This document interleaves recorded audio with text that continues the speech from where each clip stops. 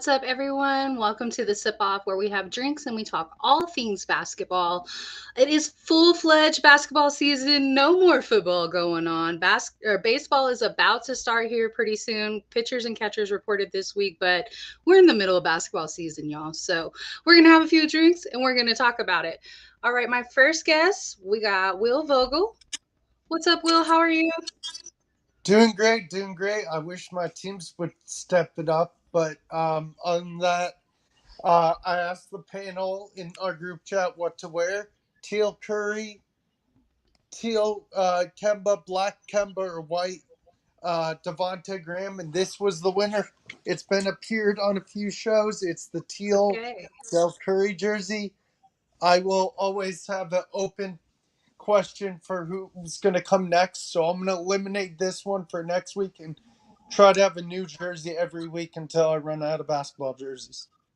Okay, very cool. Might But as well wear them. Get some use out of them. yeah, I haven't been to a game this year, so yeah, might as well. Very cool. All right, our next guest, we got Joseph Jenkins in the house, and his not only does he have two J's, but he's got two coats. Let's go. Love that. Love that. What is That's going funny. on? How's your week? Blessed. I'm very happy. But the only thing I look forward to are my days off, but it's been a very good week. Good. Very good. How about you? All right, How are we doing? I've had a pretty good week. Yeah, it's been super busy. High school basketball playoffs just started this week. So girls started Monday, and I think the guys started today, or the boys. And just excited to watch that. We have Aaliyah Chavez is in this area. She's in this district now. She plays in Lubbock, but they compete with these schools all the time. So we get a chance to see the number one recruit out of the 2025 class. Quite a bit. I've been watching her since she was in the 8th grade. So always look forward to this time of year. As y'all know, like we're coming up on March. It's almost that time. Where is she committed? She has not committed yet. But Kim Mulkey was just at her first round playoff game on Monday. Where do you want her? Do you think UT's going to give her a call? Let's go. All right, I'm going to bring our next guest on. We got Steve Shawanda. What's up, Steve? Will asking Megan where she wants a top recruit to go. Like, oh my God, no, y'all. She did some visits this summer, right? And then she released her top 10 list. Well, she took a picture in a Texas jersey, and y'all, I overreacted immediately. I was like, she committed. She's coming to Texas. I made a post. I love it because Will asked her. It was not true. I love it because Will asked her, and Megan's going to be like, yeah, I'm going to have her think she's going to go to the other squad. Not my squad. Very quick side. I have a couple sidebars. Very quick sidebar about what you just said. I hate that. Because I have a basketball website, recruiting service in Michigan. If you didn't know, and people do that all the time. They'll put like not committed in front of the picture, right? I don't like that. Like the teams can make the jersey for them because they're allowed to do that. They're not the kid's not allowed to have the jersey, but you can make it for them with their name on it and all that stuff. I just don't like wearing it and putting a picture and posting it if you're not actually like you had to scroll down to read the not committed part. Like don't get me wrong, I was premature in it, but you had to scroll down. Like you had to click on the picture, scroll down, and I was like, oh, not committed. Especially like let's just say like, if you wear a certain jersey and you put that jersey on, but you're like not committed, but the fan base is like, whoa. You can't just put on that jersey if you're not committed. Like that was so-and-so's jersey. That was like there's a history here. Like I just don't like it.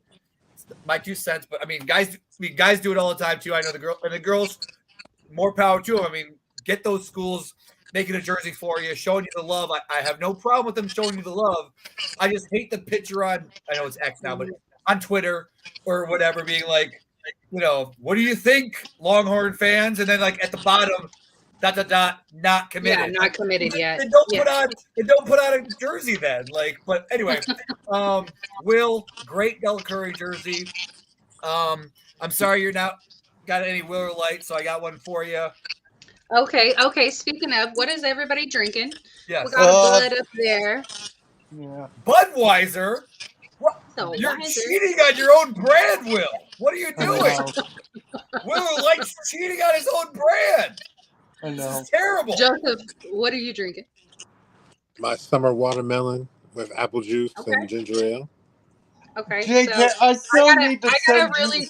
cheap red, but I will say, y'all know I love red wine, so here we go. Yes. JJ, I Is still it need a to Merlot? send Is you it a Merlot? that Oh no, I holiday don't do cheer wine, Merlot. what it's Merlot called. tastes like wood. I want to smell wood. I do not want to drink it. I'm not a wine guy. My dad drinks Merlot. That's literally all I know about Merlot. My I brother don't likes drink wine Merlot. either. It has a very strong woody taste, and I'm not into it. Jägermeister is my wine. Cheers. Awesome. No, I am drinking just a yellowtail cab. Nothing major. Not major. All righty. Well, cheers to y'all. Y'all already took a drink without me. Way to go. I was thirsty. Cheers. No, I was. He says that like we're not going to drink another one. If I somehow had a Modelo in hand, I was going to name myself Modelo Curry. Modelo Curry. Oh, I like that. All right, guys, let's go ahead and jump into some NCAA because we have a ton going on. We've had a lot going on this week. So obviously, I think we got to start the show and talk about Caitlin first because she broke the record.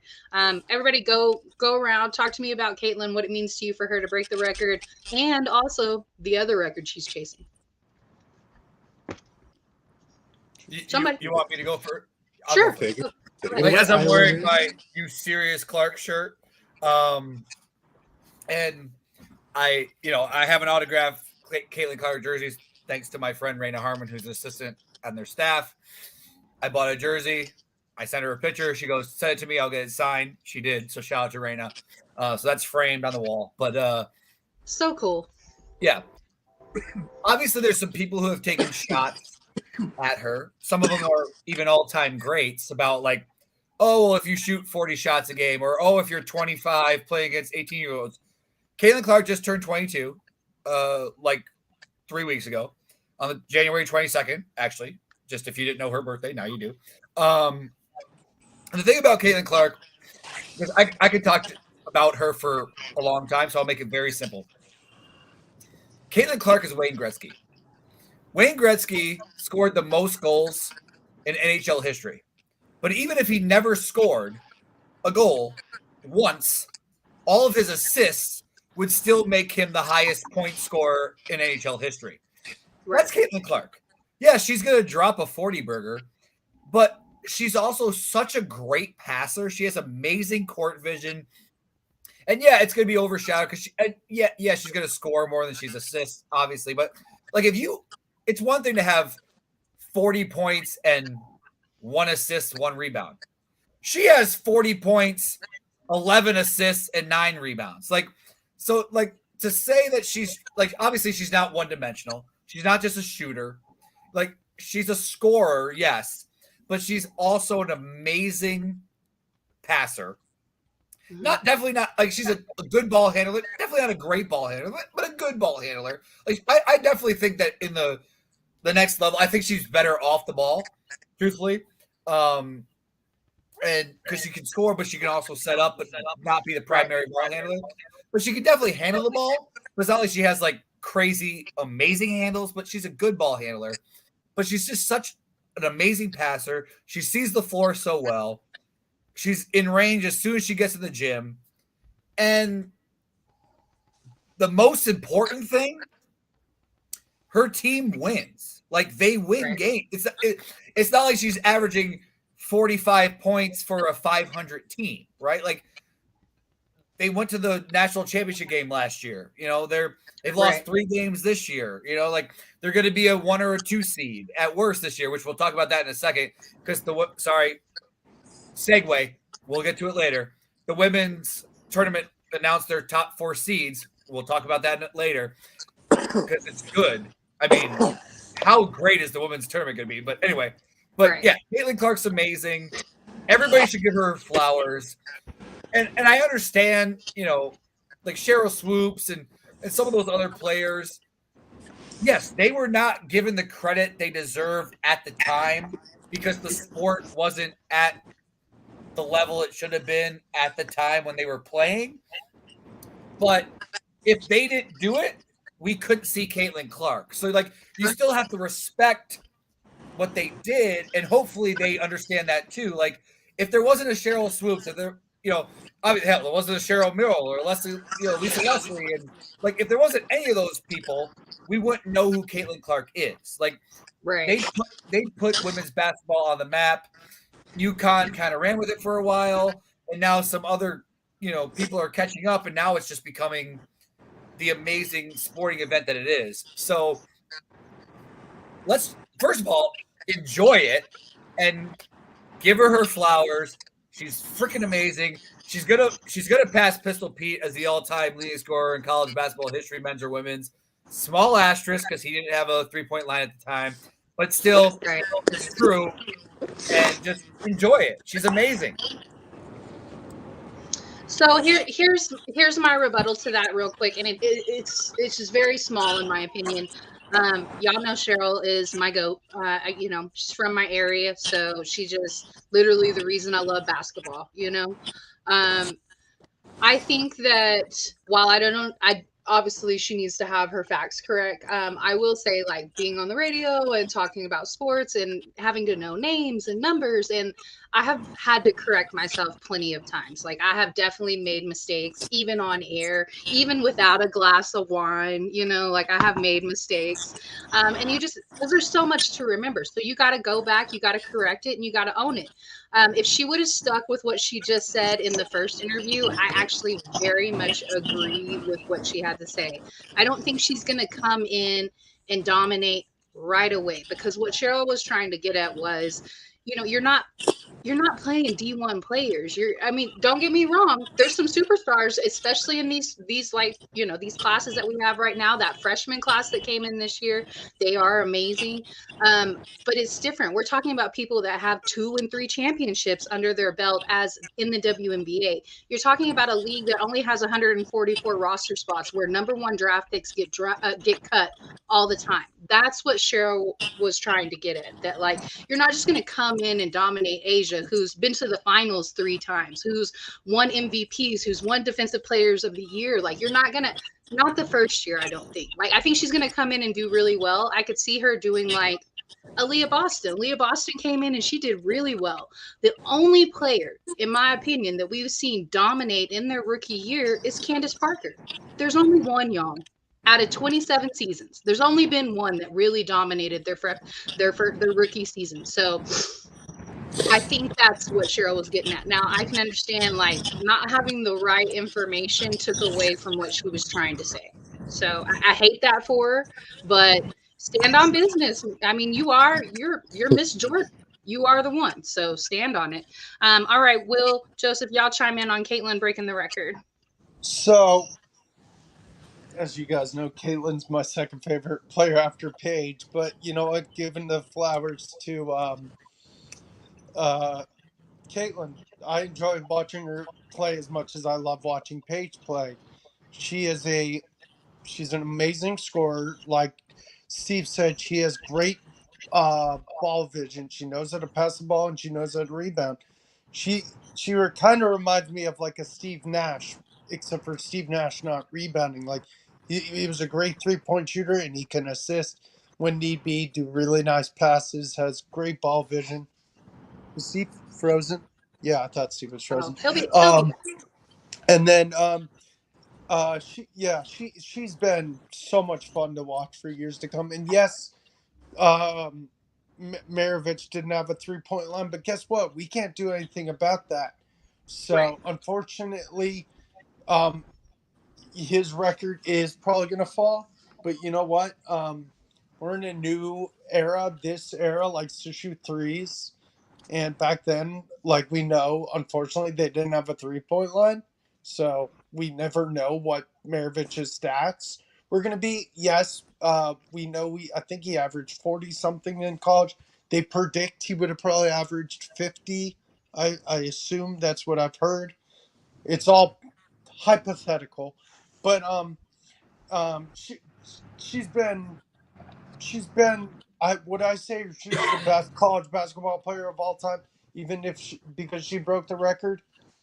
I wouldn't say she's the best women's basketball player of all time, but she's definitely top 20, probably. Oh yeah, for sure. Top I 10, would maybe. still go ahead and venture top 10, Yeah, To me, mainly top 10. what sticks out when you say top female basketball player of all time, Brianna. I mean, that's the ultimate Yeah, winner right there if yeah, we're gonna do it. yeah. But You Caitlin can't. is Oh, definitely top 10. but no, and I agree with what you said, Megan. Do I think she'll have a good rookie year? Yeah, she's going to be the first overall Yeah, pick. and I think she's Do gonna I do think? good. Do I think she's going to be great? No, because she has to go against other great guards. You got Sabrina, you got Kelsey, you got Jewel Lloyd, you got veteran I think guards. she can. I know this might be controversial, but I think she'll probably score all over Sabrina. Sabrina doesn't play Oh, defense she like that, will but I score don't think over she's going to Sabrina. score all over KP like that. But She plays defense. yeah, but it's gonna definitely be a transition period for her. She won't be the main focal point on the offense right away because she's gonna be a rookie. So I would guess, if I had to guess her rookie year numbers, maybe 14 to 15 and 5 assists. Nothing crazy. Maybe like 11 and 5. 11 and 5. Okay. I I'll think it bet depends you on where she $1,000. goes. I Now, bet you $1,000 she scores more than 12 points a game her rookie year. I think it depends where she's at. Well, she's gonna be at Indiana because she was the first pick, so she's going to Indiana. We don't know if she's coming out this year. She's coming out, and she will definitely score more than 12 points a game. But Okay. to Megan's point, quickly, I'm sorry I got jumped for a second, but I just wanted to say how right Megan is. The WNBA is the toughest league by far to play well right away. It's the hardest league to get into. Megan made the point. Lottery picks get cut. Like there's no other league where a top 10 pick would get cut. Charlie Collier got cut last year. Yeah, so but Caitlin's gonna now would Sabrina score 20 against Caitlin too? Maybe. But Caitlin's gonna score more than 11 in that game too, right? Like that would be my only thing that I will say. But 100% agree with Megan. I just wanted to say that by far the hard, you're not gonna she's not gonna come in and score 35 and get 7. It's not college. She's not gonna get 35 and 12. And I think that's all Cheryl was trying to say. Honestly, I think she was trying to say, she dominates on this plane, on that field or on that court, but it's not necessarily going to happen her rookie season. And it made her sound like she's the old hag not wanting to let the young person in to step on her legacy. When really, I don't think that was the case. I really don't. Actually, was just admitting the facts of it's a hard league. And there's nothing. I mean, look at all those players last year. There's nothing wrong with being a 15 and 6 person your rookie year. You don't suck. There's nothing wrong with that. Right. All right, Joseph, talk to us about Caitlin. What are your thoughts on it? So, it's a great accomplishment to break the record in the NCAA tournament, because it is difficult. At the end of the day, no matter how a league looks, how a league appears, breaking a record of that milestone is difficult no matter how you spin it. So it's definitely going to be fantastic. I will revert back to something you said in terms of earlier about the only rookie you've seen to dominate was really Candace Parker. In my opinion, my personal opinion, when I think about WNBA players I've seen, Candace Parker is at the top for me because I remember who she was when she was in college, and it was the exact same thing when she got to the WNBA. Right. With Caitlin, you're right. You're not going to drop 40 points on Chelsea Gray or Kelsey Plum. You're just not going to do it. Or Jackie Young. So, at the end of the day, it's not a problem, but I think people have to understand that no rookie really ever dominates. No rookie really ever dominates in any sport, whether it be men's or women's. And even if they do dominate, they're on a team that's just getting in terms of their team's success. So it's not to say that she's not going to be there. So I agree with Cheryl. Like, even Right. if she made her numbers, she had her numbers off. It happens. Like you said, you remember so much you have to retain. You could be off. But the premise of what you're trying to say does not change just because Right. you may off on your numbers. How many first round picks we have seen come into this league and literally have a hard time Right. because Right. it's the WNBA. KP KP talks about, going number one and how she was in a bad place at that time. Like it's not necessarily a guarantee that you're gonna be that in the league. So not to take anything away from Caitlin, but And that's with the NBA and the WNBA. Some guys right, flourish. Some guys don't. Like, look at LeBron. Great rookie year. Look at right. Greg Oden. Right. Very true. Very true. All right, let's slide over to the rest of the NCAA. So, we had some big matchups this week, and a lot have already happened on the guys' side of things, and then we'll slide to the ladies. So, earlier this week, we had OU versus Baylor. Baylor comes out on top 79-62. This was the 12 versus the 25. And this was a comeback win for Baylor, too, there in Waco. So, very good game. Then we had Kansas lose to Tech 79-50. A couple of double-digit losses like that were surprising between ranked teams. We had Marquette versus Butler. Marquette comes out on top 78-72. We had Iowa State versus Cincy. Iowa State comes out on top 68-59. Then we had St. John's versus Providence. Providence comes out on top in a close one, 75-73. Then we had Kentucky versus Ole Miss. Kentucky comes out on top, 75-63. Colorado State versus San Diego State, 71-55. South Carolina got smacked up yesterday by Auburn. Massive deficit. Do we think they drop out of the top 25 because of that loss? South Carolina, I don't know. So they're sitting at 11. They're sitting at 11. Auburn is sitting at 13, and then they got beat by almost 30 points. It's tough because they'll be 20th or 25th. Yeah, between that range for me. I'd say at least 25 because you know what? They beat, if I'm not wrong, didn't they beat Tennessee and Kentucky this year? Two ranked teams. I know they definitely beat Kentucky. I do think they beat Tennessee, but don't So quote me. I But I would think just say a worst case scenario, they get out of the rankings. Best case scenario, they're between 22 and 25. Okay. Is there? Oh, and then so tomorrow we have UNM versus San Diego State. I think that'll be a really good game too. Yeah. UNM's kind of an underrated team that is in. They are they ranked this week? I don't know if they're ranked this week, but they have been ranked. Last I heard, they were 25th. Right. But they so lost. Even if they're not in the top 25, they're still like a top 30, top 35 team, and they can hand out key losses right there. So, and as we know how good San Diego State is, and then we also have Marquette versus UConn on the 17th. So that'll be a really good game too.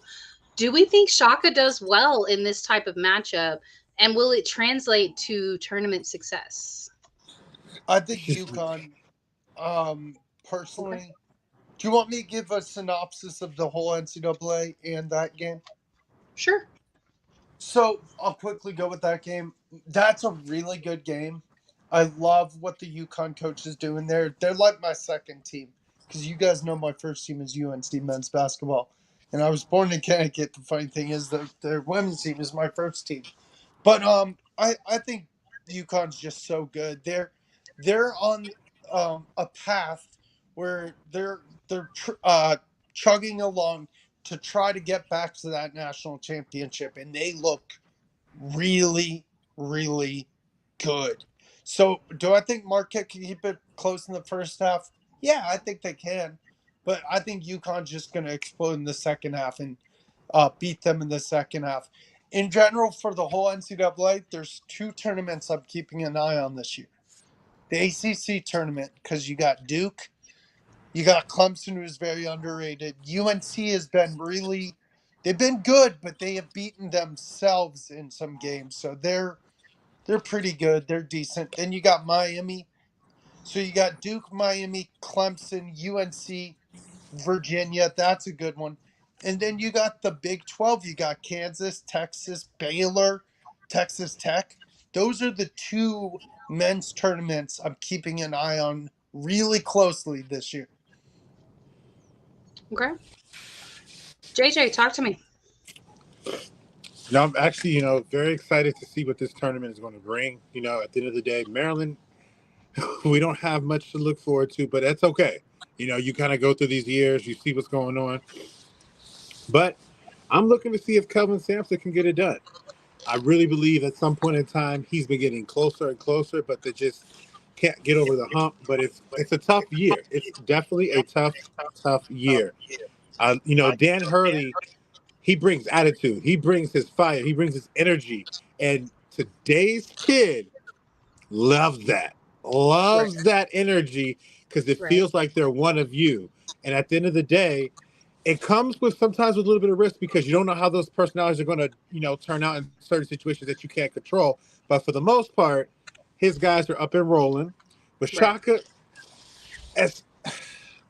Real quick, we got one more guest. Hold on one second, Joseph. I don't mean to interrupt you. We got Darnell, Playmaker. What's up, Playmaker? Darnell, how are you? I'm gonna let Joseph finish what he was talking about real quick, and then I'll catch you up real quick. All right, Joseph, finish for us. He's got a full microphone. This is the first time I've ever been on with Darnell. All right. Oh, there you go. Well, continuing on. The young kids love that. They love his energy. They love everything about him, and they looking tough with Shaka. At some point, you want to feel like Shaka's going to get it done. Like at some point, you feel like he is. But this, I love Shaka. Right, exactly. And, ironically, Shaka really hit the scene after his VCU beat Georgetown that kicked them to a good Final Four run. But it's like, that's where I kind of remember him. But it's like, at the end of the day, it's a tough challenge. They could definitely win in the regular season, but it really doesn't matter unless you face them in the tournament and you get past them. Because that's what you're really playing for. You're playing to see if you can get past them, because at this point, you've already solidified your seat. You're in the tournament. You're just trying to get to where you want to get to, but at the end of the day, you're not going to sweat if you win or lose this particular game because you want to be prepared when you try to face them potentially down the line. All righty, Darnell, we are talking NCAA men's right now. We talked about some of the matchups of the week. What have you seen going on in the NCAA men's side? I think the main thing for me, I've been covering it on my podcast, the amount of top 10 upsets we've been having this year. Oh, yeah.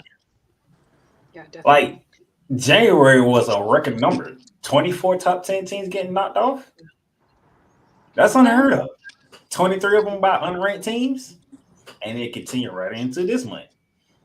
So it is amazing how wide open this tournament is going to be outside of probably UConn and Purdue. Right. But can Purdue get past, the first or the early rounds? They'll make it past the first round this time, because I think by them getting knocked out the way that they did last year, they're gonna want to make a miss for that. They might not. I can see them getting to the Sweet 16 this year. Okay. All right, Steve, chime in on the men's side for us real quick. Oh man, do I have to? I'd much rather talk with. No, I mean, we got to touch on it a little bit. Yeah, we'll talk. Really, Steve, this is what you gonna do. We'll talk women's. We'll talk women's too, obviously. Men's side. I think we're about another year or two, and then it should all completely phase out again, right? Because of the extra COVID year, because of the extra, so we're still seeing.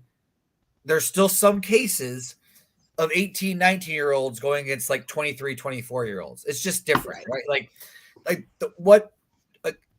What makes the women's game so good in college, because they have to stay, which again, they shouldn't. If you can go pro, make money though. Now with NAL, you can still make money, whatever.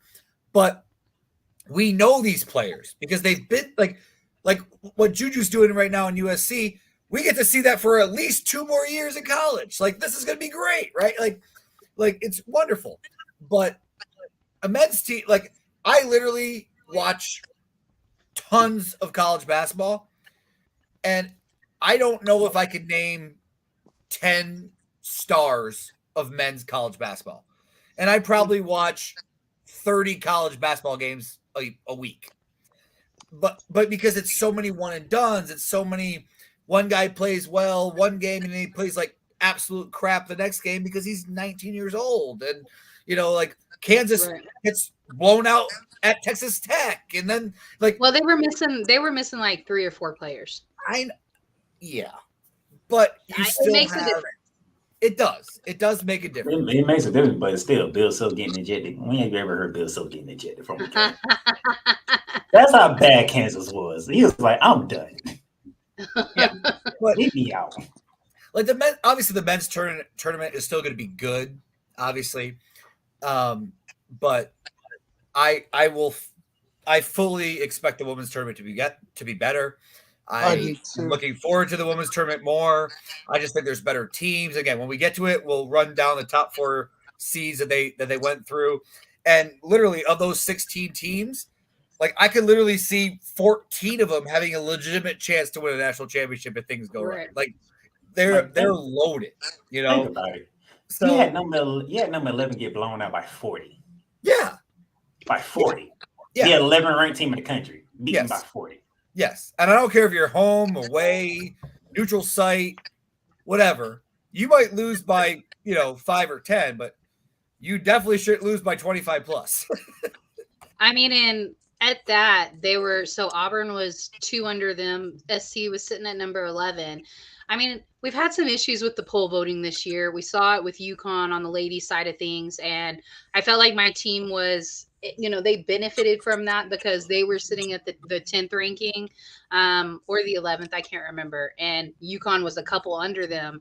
And UConn had not lost a game, and they beat a ranked opponent by like 20 that week, and they didn't move up in the rankings. Yeah, I want a formal apology for that from the NCAA. Please. I thought you wanted it from me. I was like, as a Texas fan, no, I don't apologize. But I will admit that it was wrong. I want y'all to think about this. Look at the Blue Bloods. Kansas already got 5 losses. North Carolina already got 5 losses. Who was it? Duke, 5 losses already. Right. Nobody is grabbing their hammer and telling everybody, come beat us. Which in one way is great because UConn knows. Yeah, who the hell knows who's going to win? Right. It was why I bring up UConn yet, because they got a big game coming up. True.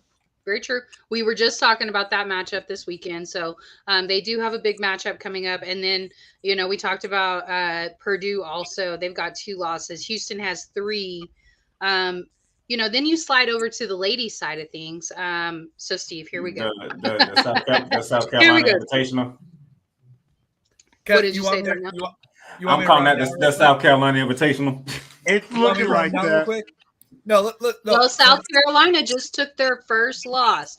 So they lost to Tennessee 66-55. Wait, they lost? They lost. They took their first loss. I might have spoken that into existence.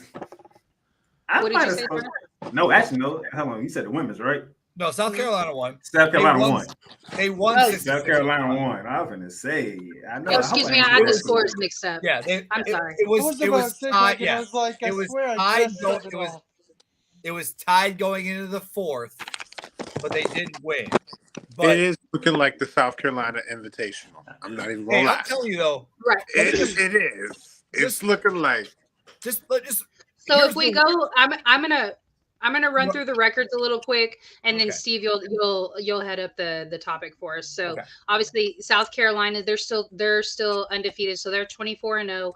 And then listen to these records going from 2 to 20. So you got Ohio State, they're 22-3, Stanford 22-3, Iowa, and these are all in order, 22-3, Texas 23-3, NC State 22-3, NC State, excuse me, 22-3, K State 21-4, Colorado 20-4, UCLA 20-4, USC, we're now at 10, 18-4, Oregon State 20-3, Virginia Tech 20-4, LSU 21-4, Indiana 21-3. Now then you get your first 5-loss team, UConn at number 15, 21-5, Notre Dame 18-6. Mind you, they are being headed by a freshman. Tons of injuries on that team, and then you got Gonzaga at 17, 22-5. Obviously, they're not going to be ranked as high because of where they play. And then let me see, Louisville 21-5, Syracuse 21-4, and then Creighton 20-3. So those are your teams that are all under 5 losses right there, all the way to 20. So you gotta add West Virginia in that one too. Any one of those teams has a chance to be a Final Four team. Now, obviously, yes, we agree. South Carolina is a step above everybody else, and it just is what it is. But they were that way last year, and they didn't win the tournament. So, all right, Steve. You're right. I got to come back for that, though. Steve, you're muted. Let me unmute myself before I talk. Yes, I was just about to say that. Everybody thought last year that, well, it's just South Carolina is going to win a tournament. Why are we even going to play? And then it didn't turn out that way. But yes, the committee, I get, which again, quick sidebar. I don't know why they do this, because you kind of put yourself in a pigeonhole when you announce your top 4 seeds.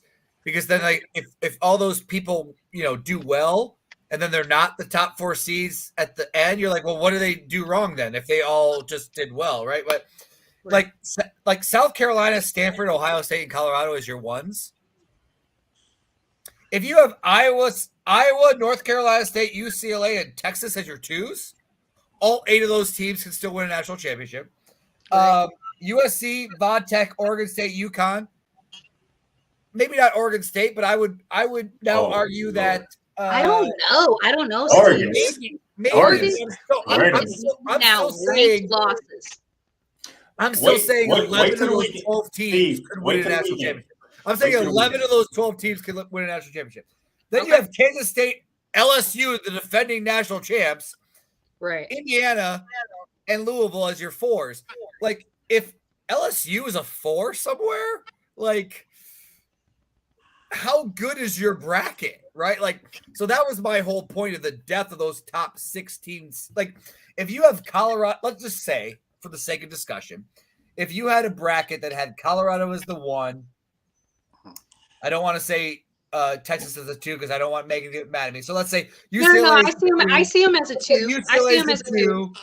Oregon State's the 3, and LSU's the 4. So if it's Colorado, UCLA, Oregon State, LSU, and LSU's the 4, does anybody think that LSU can't come out of that region? Of course they could, right? Like, so to have that kind of parity that the 4 seed, defending national champion, could easily come out of that bracket. Like, yeah, the women's tournament is going to be lit. Yes, South Carolina, clearly the favorite, but it's definitely, I don't think it's a foregone conclusion to just give them the tournament.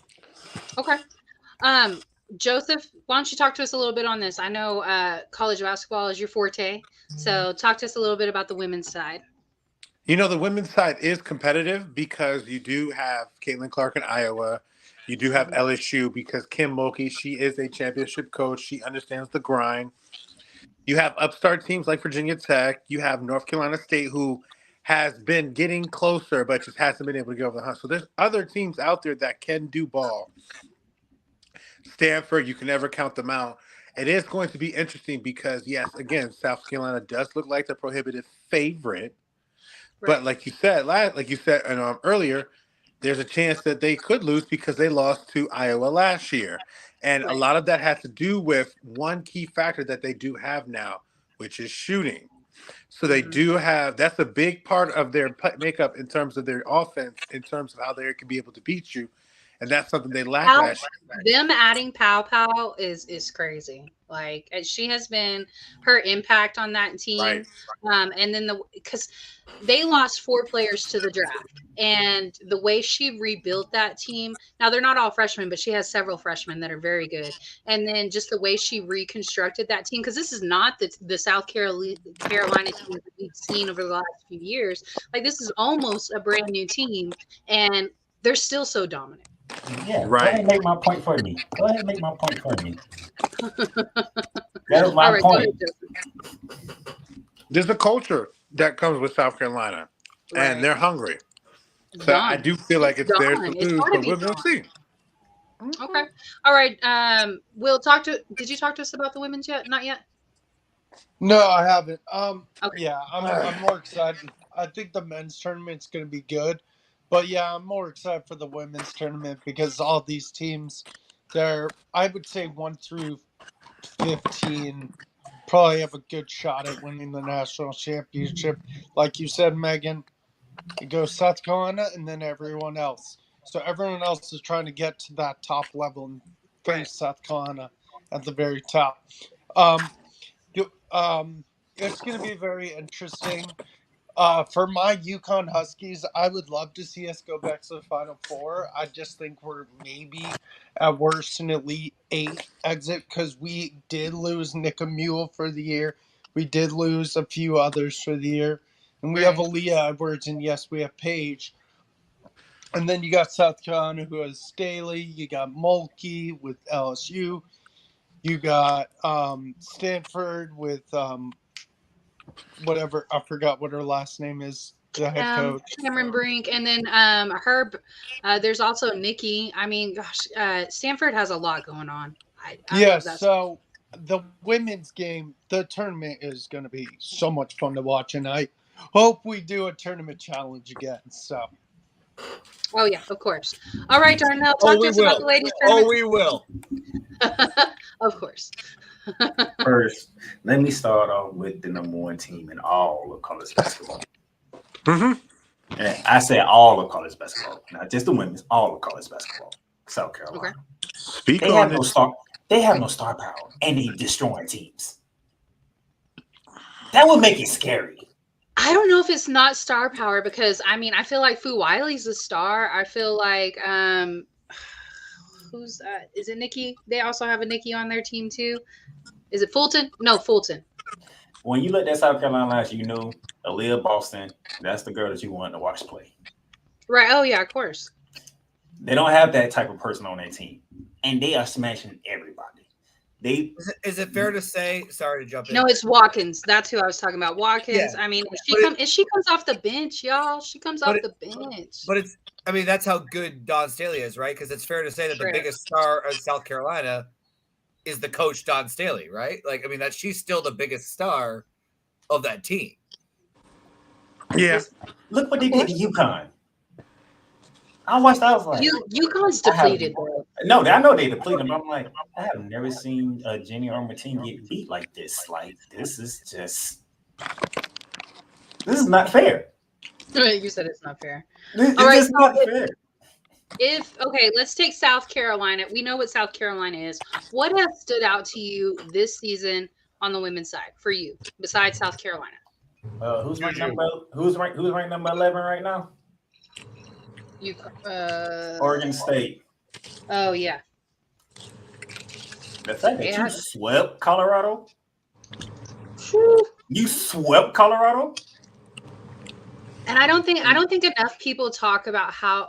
Obviously this is the last year, but how tough the Pac-12 is for women's basketball. You got Stanford, even though Oregon's not ranked and they don't necessarily have the stars that they had of the former years, they're still very tough. Oregon State's good. Washington, you got Utah. Utah's really good. You got UCLA, USC. Like any given night, the same way with the Big 12. Any given night, it's tough.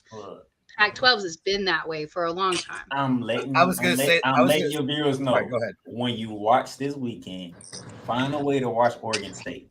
They got UCLA coming up, and they got USC the very next game. If they sweep their LA schools, look out. Yeah. If they sweep the LA schools, look out, because Oregon And both games in Corvallis too. But So we I was had gonna- NC State versus. Oh, go ahead, Steve. Go ahead. No, I was going to say that when Will talked about the men's tournaments that he was conference tournaments that he was looking forward to watching, and Mr. Playmaker himself just completely said it greatly. And I'll throw the Big 12 in there too, though. The Pac 10 or 12 or 15 or whatever, they're about to be in the Pac nothing, but whatever. Right now, the Pac 10 and the Big 12, both of those conference tournaments are going to be crazy on the women's side, because I mean, we don't have to tell Megan about the quality teams in the Big 12 in women's basketball, but like we said, I mean, the Pac 10 again.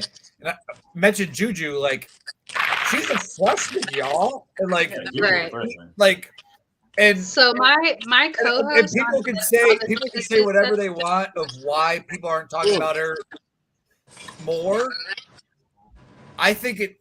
I would. I hope it's mostly because, you know, she plays most of her games after most of us go to bed. Right. But I hope that's the reason. I hope it's not the other reason. I hope it's not the other reason. But like and that woman is up there, like that so one up there in Iowa right now, who finally broke the record. Right. Megan, so we have your co-host. Yeah, my co-host on Spaces, on Twitter Spaces, X. Her comment was that she feels like Juju's going to be better than Maya Moore. So we shall see. Obviously, those are big shoes to fill, because I think if Maya had not retired, Maya Moore. Yeah, I mean, I am impressed with Juju at that level. But to compare her to Maya Moore right now, yeah, I don't know about Maya. I don't know about Maya Moore. That's a stretch.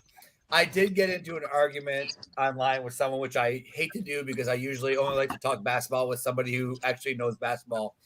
But we were having an argument about, you know, is Juju already better than Caitlin Clark? And I was like, well, she's not better than Caitlin Clark now, but as a freshman, she's better than Caitlin Clark. And then she's like, oh, well, Caitlin Clark averaged this and this as a freshman. I'm like, yeah, but she had 3 other players above her. She didn't have to be also the leader of her team and already counted on like Juju is. Like, Juju is way more impressive. If you watch basketball, she's way more impressive as a freshman than Caitlin was as a freshman, because she doesn't have as much around her as Caitlin did as a freshman around her. That's not saying that Juju's going to break the all-time scoring record. I'm just saying to say that she's better than her, you know, now is unfair, but also to say that she couldn't be is also unfair, because that girl, I mean, she's like, again, West Coast, a lot of us, I'm old, I go to bed early, so a lot of us don't watch a lot of her games. I try to watch as many as I can, but I get stuck on her game. I get stuck on the late game sometimes. Yeah. Yeah. All right. So we had another ranked game today as well. We had NC State versus Notre Dame. NC State comes out on top on that one, 59-43. NC State and then let's see what we got tomorrow. We got Colorado, the 8 versus Utah, the 22. That'll be tomorrow at 8 Eastern. We also got UCLA, the 9 versus Oregon State. Playmaker's been telling us about that one. That is tomorrow at 10 Eastern. Then on, let me see, Saturday, we got OU, the 23, who OU finally, they made their way back into the top 25. They dropped out for a couple weeks. They popped back in. Definitely a dangerous team. I think that they can hand out some key losses. Now, I don't see them making a super deep playoff run or tournament run, but I do think that they can hand out some key losses. Then we got Princeton versus Yale, big rivalry game. Princeton is ranked, y'all. They've been in the rankings at number 25 for the last couple of weeks. You never know with a rivalry game. Then we got Iowa State versus Texas Saturday at 4 Eastern. The Princeton game is Saturday at 6 Eastern. Then on Sunday, We got South Carolina versus Georgia. Now, Georgia's not ranked, but that is a SEC rivalry game.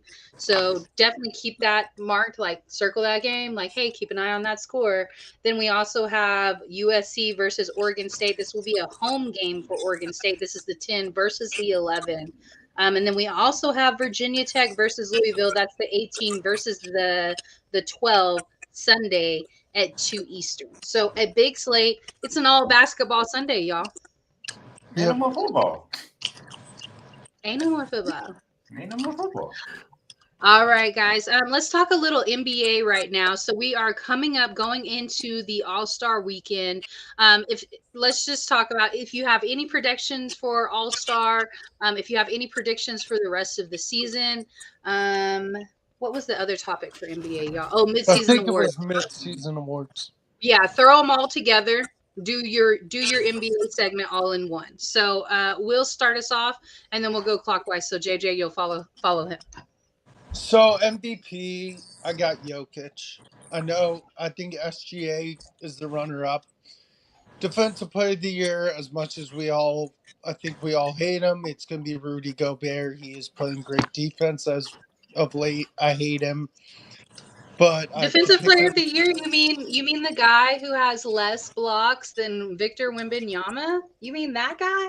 I'm sorry, Megan. I know. All right. Sixth Man of the Year, you got Tim Hardaway Jr. Rookie of the Year, I got Victor barely beating Chet. I think that's going to be a tight race to the very end. A very tight race to the very end. Coach of the Year, I got Mark Denal, the Thunder coach.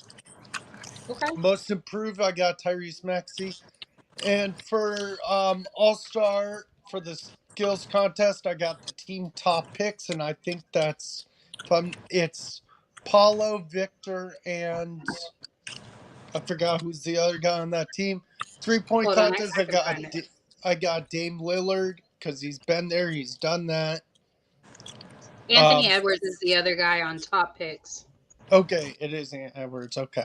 I was between Dame Lillard and Jalen Brunson. I picked Dame Lillard. Dunk contest, it's Mac McClung. That guy is crazy with his dunks. And I wanted to give a bold prediction for the rest of the year. Bold prediction, we will not see another 60-point game for the rest of the year. Oh. Okay. Why? What makes you feel that way? I just have that weird feeling because, like, Luka, yes, he dropped 70-something, but now he has Kyrie back. Booker, he has Durant and Beal. LeBron, he has AD. Yeah, like, I just have that weird feeling. Okay.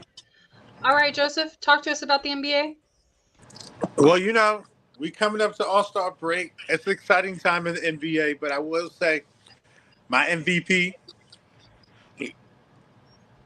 I'm actually going to give it to SGA. I think, like it.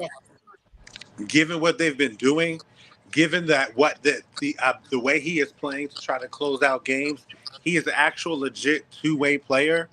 He doesn't just do it on the offensive end; he does it on the defensive end. I think this is his year. I think this is his year to show that he deserves to be like, yeah, I'm ready to be that person to try to see what I can do in the playoffs. Defensive Player of the Year, it's a tough one. There's a lot of good candidates out there. Right.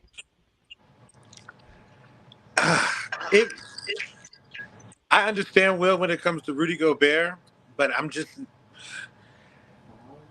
I don't see it with him. Okay. Yeah, no, I fully understand. Yep. I hope he doesn't win it. I don't like him. It's just my prediction. Patient zero. We don't like Rudy. No. I'm really sad because I just had a brain fart right now who my Defensive Player of the Year was going to be. But it's whatever. My most improved, I'm going with Tyrese Halliburton. I know Tyrese Maxey came on and he's taken off and he has done his thing without Embiid. He has been there. But Tyrese is the ultimate floor general. And I think the levels that he had been reaching, he has helped this Indiana team who was in a little bit of a not as talented as the Sixers team, in my opinion. he helps them go. Okay, so in the defensive player of the year, you got Wemby, AD, Chet, and Rudy. And Rudy is leading right now in the percentages as far as voting. As I think about Not it, stats, voting. Minnesota is one of the best defensive teams in the game, and the big men are a big reason why. So that does maybe fit for him. If he does make it, he does get it. If he gets it, it's his fourth. I can't stand that dude. No, I can't either. True. Coach of the year, I give it to. I'm gonna definitely think it's the Oklahoma City man because adding Chet literally helps SGA in this offense and this whole entire team explode. And it's a young coach, somebody that people don't really know too much about, and they have not only have they went from low at the bottom of the totem pole to competing, they're one of the potential teams that people are thinking that might be able to do some damage in the playoffs. So I got to give it to the coach of the year when it comes to him.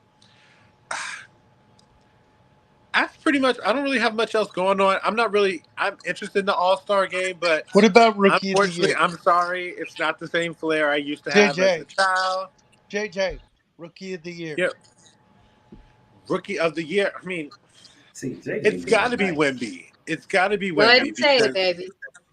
I mean, at the end of the day, I love what Chet is doing. Right. But yeah. Wemby is. They're not winning, but you're watching them because of Wemby, and his actual play is translating. You see the potential in what he has. 10 blocks the other day. 10. Exactly. And again, it's no doubt. I think we talked about it on the show a couple of weeks ago or so. He very well could lead the league in blocks every year of his career if he really wanted to. Oh, he will. So we are going to see, but it's just like if this is what he's giving now, imagine when he starts putting on some weight. He's got rookie of the year in my opinion. Right. JJ being nice in the NBA. Steve, let's talk a little NBA real quick. All right, I'll talk a little bit NBA really quick. First of all, I don't know how 21, 10, 3, and 3 is close to 16, 7, and 2, but we'll get to that later, Will. Obviously, Victor's going to win Rookie of the Year, okay? Against a guy who technically isn't a rookie. It's in his second year. Right. Yeah. No offense to Chet. Somebody's tapped in Simmons. No, Victor. No offense to Chet. Great player. I love Oklahoma City. In fact, I said early on how good Oklahoma City would be, and a lot of people didn't listen to me. You're welcome. Victor's going to win Rookie of the Year. Of course, I also told a lot of people that Brandon Miller is going to be good. And by the way, 17, 4, and 3. Yeah, you're welcome. Anyway, the biggest thing that I want to talk about in the NBA really quick. I'm not going to do MVP and most improved and all that shit. Crap. Sorry, I don't want to swear. No, it's a sip off. I don't. Yeah, just in case my kids watch this later. Oh, okay. So I have 16 and 13-year-olds. They swear all the time. But anyway, the East is basically Boston and everybody else. I mean, they're up 6 games, right? Right. Well, and Boston's the best team in basketball. Yeah, I really feel, and I know the Bucks are out 8 games. They're literally the only other team that I could see coming out of the. I know the Knicks made some moves or whatever. It's going to be Boston or Milwaukee coming out. Somebody should have called the cops on Boston for what they did last night. Yes. Now in the West, that was payback because they took it really easy good. on that Again, Boston. You're welcome. That was payback. Sorry. I really feel that either Minnesota or Oklahoma City will win the regular season in the West. Okay. But I feel like the biggest storyline in the West, just very quickly, and again, we're recording. You can jot me down. Here we go. Put it on tape. Right now, the 4 teams in 7, 8, 9, and 10, and technically the play-in games, are the Mavs, Kings, Lakers, and Warriors. You know what all those 4 teams have in common? They can all beat Minnesota, Oklahoma City in a 7-game series because they're all veterans. They're all tested. They can all win the playoffs. They've all done it before. And I mean, listen, nobody who cares anything about basketball or knows anything about basketball would be worried about a Lakers or Mavs or Warriors Minnesota series. All those fans would think they would beat Minnesota. And that's my point. They can win the regular season, but in the playoffs, you got to beat me in the playoffs to prove to me that you can do it. I love Minnesota. I love Oklahoma City. Young, talented, great teams. They have to prove it when it matters. And if you have Mavs, Kings, Lakers, and Warriors as 7, 8, 9, 10, that means 2 of those teams are playing 1 and 2. And I don't think either one of those 4 teams would be a upset if they beat the 1 or 2 if it was Minnesota or Oklahoma City. As a basketball to touch on Sacramento real quick, Sabonis has not had a game less than a double-double, y'all. No. He should be an all-star. He had like 49 double-doubles, like 15, however many triple-doubles he had. 18. Like 18. So he hasn't had less than a double-double this season. He is leading the NBA in rebounds. Right. And he is 6th in assists. Wow. Insane. Wow. Okay, Darnell, talk to us about the NBA. NBA. As I said earlier, somebody should have called the police on Boston because that was just disrespectful. That was an assault, abuse, domestic violence, whatever you want to call it, annihilation with what they did to the Brooklyn Nets last night. That's the crazy thing. In the college game, we have we have a ranked team getting beat by 40, and we have an NBA team getting beat by 50 in the same night. Wow. 136 to 86. Jesus. Wow. And I'm not taking his name in vain. I'm asking him to help Brooklyn. It wasn't no helping Brooklyn last night. Clearly. Now that I got that out. Boston, best record. Actually, the only team to win 40 games right now. Who had that only being called? Only one team winning 40 games going into the All-Star break. Okay. Outside of Boston, I want to see if Milwaukee can right the ship now. They added a defensive player in Patrick Beverley in this trade. Right. So that should help bring some defense to them. Right now, they are tied with Memphis right now, which is not a good sign. You should not be tied with Memphis at halftime. But I want to see in a second how can they get it together. That's one team in the East I'm looking at. The other team in the East, I want to see New York healthy. I want to see a healthy New York team. I want to see if New York is actually real this year. What is Julius Randle's injury? He's been gone for so long. I forgot the injury. I'm gonna look it up, but I know I saw the news yesterday that they were saying that he was hitting all his milestones in his rehab. And wasn't it a leg injury or a pec? It was. So I'm looking at that. I'm also speaking of injury. I wonder if the reigning MVP, how he's gonna look when he comes back to Philly. They need him bad. I mean, of course they need him. I don't think he'll be like the reaction from the Sixers fans. It sucks that he's not going to be in the MVP race. You know what I mean? That absolutely sucks. But I don't think he's going to be gone so long that you count them out of the playoffs. True. I have questions. Shoulder injury for Jew. Yeah, I got questions in the East outside of Boston right now. Because right now, it's looking like the Boston invitation, and nobody lists to stop them so far. Oh, man. In the East. That includes my surprising matches because I did not expect us to have 30 wins at this moment. The only thing about Boston is Boston has a tendency to relax a little bit when they feel like they're so far ahead. And here comes the Miami team or something like that comes around, and then you're back at square one. Because be honest with you, top to bottom, Boston has really been the best team in the East the last 3 years. True. They just have not been able to get it done. They got to. The pressure's on them. I mean, so But then you got a team like Miami, and I mean, I realized on paper they shouldn't go as far as they always make it out of the last 5 years or ever since they got Jimmy. But there they are every off postseason, you and know why? Because when you look at Jimmy. Miami play during the regular season, it's like, oh, okay, they not taking it seriously. But as soon as April hit, that's when Jimmy Butler becomes Hemi, and it started getting the God, groove do on. not call him that. I hate that nickname. I think Miami honestly sizes them up and sizes themselves against them up during the regular season. Then when the playoffs come, they have to gather all the data they learned from their matchups during the season and try to implement a game plan and take it on from there. Because when you watch them play, some games you're thinking like, whoa, you just dogged Milwaukee. You just crushed them. And then you beat without Jimmy Philadelphia.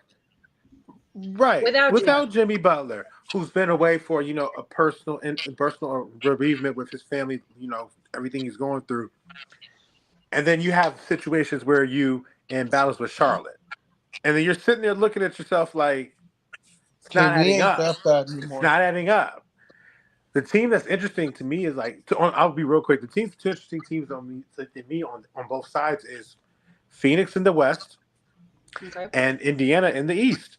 Just because Phoenix on the other side, they seem to start to figure it out. They seem to start to figure out the way that you can have all three of those guys play with each other. Now, you could say sometimes their competition was, lackluster because, Bradley went off against us, but those teams are interesting. Yep. You literally pick both teams that's known for scoring. Say that again? You pick both teams that's known for scoring because they don't play defense. Well, yeah. Kevin Durant plays defense. Kevin Durant plays defense. I say they. They need to be tired. I mean, Nurkic plays defense, right? Yes, yeah. Thank you. Okay, hold on. Nurkic plays defense better than Ayton, correct? True. That's why he's in Portland. That's my point. That's my point there. Every woman I've ever dated plays defense better than Ayton. Just saying. That's the East. On the West, I think the Pelicans are interesting in the West. Now, I don't know if they have a deep playoff run. I think they could make it to the second round. That's probably the best that they could do. But I think they're interesting. CJ's been playing really well. On the East side of things, the Cavs. I really enjoy what the Cavs are doing right now. There's been a couple of stories to come out of there. They had somebody that came up from their G League team and signed a 4-year deal. Good for them. I'm just happy. And then y'all know I criticized Jared Allen in the first part of the season. I was like, where the hell is Allen now? And he's a UT alum. I really like Jared. But he was MIA in the first part of the season. He was MIA in the last part of last season. So I was a little critical, but glad to see him coming back, feeling himself. And I just really enjoy what they're doing. And I enjoy what the Knicks are doing too, but I'm still a little salty that they traded away Emmanuel quickly. I think y'all just threw him away. They tried to make up for it by bringing Bogdanovich over there to bring the scoring element. They tried to make up for it. But why would you trade away somebody that was already incorporated with your team that knew everything? And I realize it's a money thing. It's a contract year for him. He's playing for a contract right now. And it's not going to be great over there in Toronto either, because clearly your coach doesn't believe in you because he's talking in the media about you needing to step up defensively. So maybe go ahead. You answered the question about why he didn't work out with New York. He questioned. Right. Oh no, and I know with Tibbs, you got to play defense. I know what it is. You have to. But speaking of somebody who doesn't play defense, Anthony Davis. Thanks to Anthony Davis, I'm looking forward to the Lakers in the second half of the season now. What do you mean, glass legs? Oh, he opened his mouth after that come behind win against Utah. I said, "Oh, so that's what y'all want to be." I'm looking forward to this. He said we need to get a fast team and play tenacity on defense. I said, I'm looking forward to this. And I'm getting AD his props. He hasn't missed a lot of games. He hasn't had that injury that takes him out for weeks unexpectedly. I'll give him his props. He's been available. He has been available. So for me, the awards are going to go like this. Every award that Victor should be relevant in, he should win. He should be the MVP, in my opinion. Because he's the most valuable player to his team. Yeah, He true. should be Defensive Player of the Year. He should be Rookie of the Year. Pop should be Coach of the Year. You know why? Because we're so fucking awful. There has to be a plan to this. There has to be a mastermind Popovich plan to this. There's no way we're this ass. But we are. Are you really Maybe finna I'm a sit little here? delusional. I still Are you believe in really finna Pop. sit here and say most of the major awards finna go to somebody within the Spurs? Yes, I agree. That's it. Yeah. It shouldn't be. We shouldn't be MIP. We should not get Sixth Man of the Year. But everything else should go to the Spurs. That's how I'm going to end it. It's my show. Love you guys. We're going to end it tonight. Thank y'all so much. Everybody that commented, shared. Appreciate you guys. And we will see y'all back not next week because I will be in Indianapolis, but we will see you back the week after that. Thank y'all. Don't y'all love when I end the show